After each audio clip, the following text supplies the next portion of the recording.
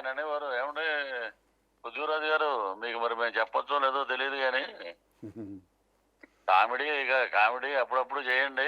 ఇండస్ట్రీలో క్యారెక్టర్ ఆర్టిస్టులు లేరు. సార్. ఒక 10 పేర్లు చెప్పండి టకమనే స్పీడ్గా అన్నాడు. నిజమే అనిపించింది నాకు.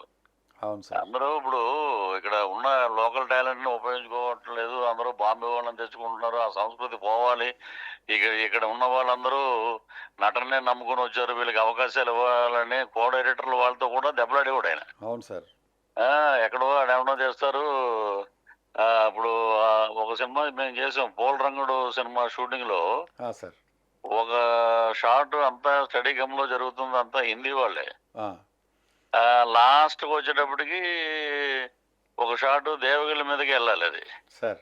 ఆ కెమెరా అలా ఎలా వస్తా రాత్రి 10 అయిపోయింది. అప్పటికి 7 నుంచి ట్రై చేస్తున్నారు ఆ షాట్ కోసం. సార్. అప్పుడు అన్నాడు మాట, దేవగిల్లు యాక్టింగ్ నిల్లు కామెడీ. ప్రదీప్ రావత్ అని ఒక ఆయన ఉంటాడు, ఆయన ప్రదీప్ రావద్దు అంటే మన వాళ్ళు తీసుకొస్తారు. అలాగే సెటారిక్ గా ఎవరిని వదిలిపెట్టాడు ఆయన. అదే సార్.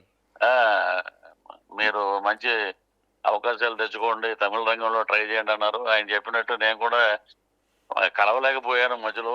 ఆయన చెప్పినట్టు వెళ్ళాను. తమిళ్లో నేను ఒక సినిమా చేశాను విలన్ గా, అది పెద్ద హిట్ అయింది.